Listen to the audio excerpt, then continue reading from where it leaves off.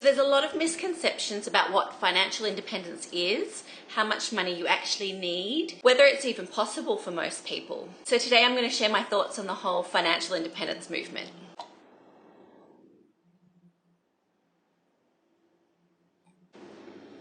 Water. My voice was really croaky in the last videos. Oh, it's still a bit croaky. Maybe I'm sick. I just recycled these jars. I think this is Master Foods something, I don't know, some sort of sauce. And then I put like 4 of these in at the fridge and drink them through the day. So hopefully I'm getting enough water. Okay, so what do we mean when we say financial independence? So in the most simplest term, it's having enough money, and that's either through money that you've saved or money that you receive through passive income. So that money will cover your day-to-day expenses so that you could essentially give up work if you wanted to. Basically, you have enough money so you could either live off the money that you've saved or live off the money that you're receiving as passive income.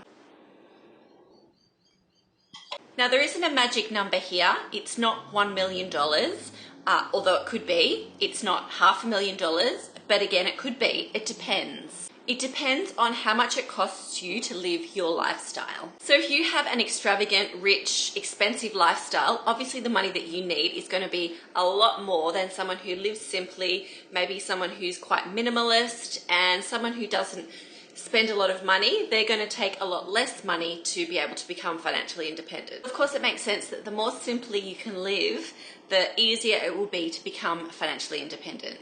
But again, it depends. Well, like I said, there's 2 main ways to reach financial independence. There's having enough money saved or either given to you from an inheritance or from your parents if you've got rich parents. I don't. Or the second way is by having some sort of passive income coming in. Let's look at the first one first, where you spend a lot of years saving up to try and get to this magic figure. Usually in this scenario, you're looking at something called the 4% rule. So what is the 4% rule? The 4% rule is based on how much you can withdraw from your original lump sum. So a lump sum like what you would get at your retirement. It takes into account stock price increases as well as inflation. So the math says if you withdraw 4% of your money each year, you shouldn't run out of money, given that the stock market historically goes up the same as it always has, and also given that inflation is roughly the same as it always has been. Now there's lots of online calculators where you can determine how much your base figure has to be. Those calculators will tell you exactly how much you need based on your current lifestyle and how much you can comfortably withdraw so you can retire. But as a general rule of thumb, you multiply your annual expenses by 25. So let's say you need $40,000 a year to live on. You would multiply that by 25 to get a figure of $1 million. And so if you have $1 million, you can comfortably retire. And in that scenario, you would put the rest of the money into like an index fund and hope that the historic return on the stock market will continue to be the same in the future. The second way of achieving financial independence is to create enough passive income that it can effectively replace your current income. I personally think that this way is a quicker and better way of trying to achieve financial independence. Because trying to save up $1 million is going to take you a long time. It seems quite intimidating and really difficult for most people. That's not to say you can't do it. It's just really hard. So with passive income, instead of saving up the main balance, what you need to do is create enough income coming in each year to be able to live off. So what do I mean by passive income? Now there's lots of different ways to create passive income. And by passive income, I do mean passive. I don't mean anything that requires you to put a lot of work and time in to maintain that income. Now it could mean that you spend some time or money up front, and then that passive income is just residual income that keeps coming in after the fact, but it shouldn't be something that you have to constantly be working at.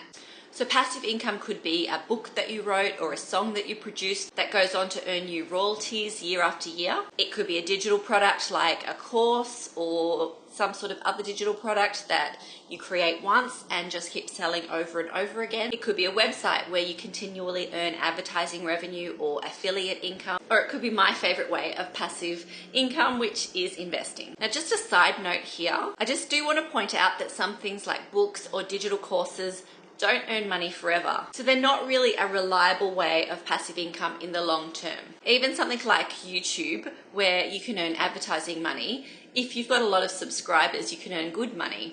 But if you're not constantly putting out content and new videos, that money will eventually die off. So for that reason, I don't really think that they're reliable forms of passive income. They can be great supplemental income, but unless you're really lucky, it's not something that you can rely on to fund your lifestyle forever and a day. So let's talk about investing. Now this could be stock market investing, it could be property investing, anything where you put your money in and you'll get a return back. So some people really like property investing because they like to get the rental income from great tenants like me. But I like to get my money through the stock market. So I get my passive income through investing in dividend stocks on the stock market. I do have other forms of passive income too. I do have books, I do have websites, but the majority of my money does come through dividends. This works for me because I don't have a base of $1 million where I could withdraw 4% and be fine. I've just structured a smaller portfolio that gives me high annual dividend payouts. So I don't touch the base, I only live off the dividends. So is financial independence possible for everyone? Achieving financial independence is going to depend on a lot of things.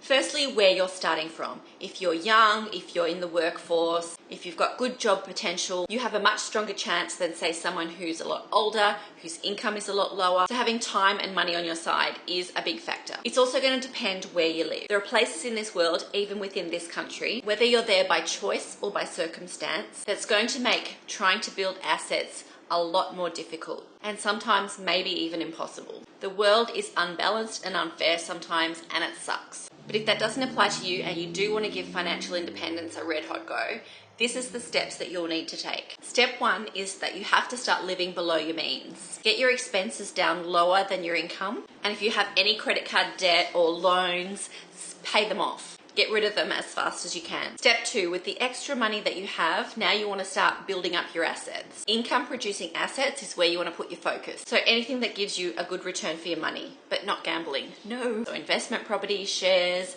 sometimes business, and so on. Start by putting all your spare cash into building up those assets. Step 3, don't ignore side hustles or building up small bits of passive income on the side, such as digital products or websites and the like. They're not going to earn income forever. It might be just a good way to bolster your current income. Even if it's small, it's going to help. Step 4 is time. You've got to know that this is going to take time. Now, I've seen people say you can achieve financial independence within 5 years. That seems like a really short time frame to me. I'm not sure that it's realistic for most people to achieve this within 5 years. Hey, if you can do it that fast, all power to you.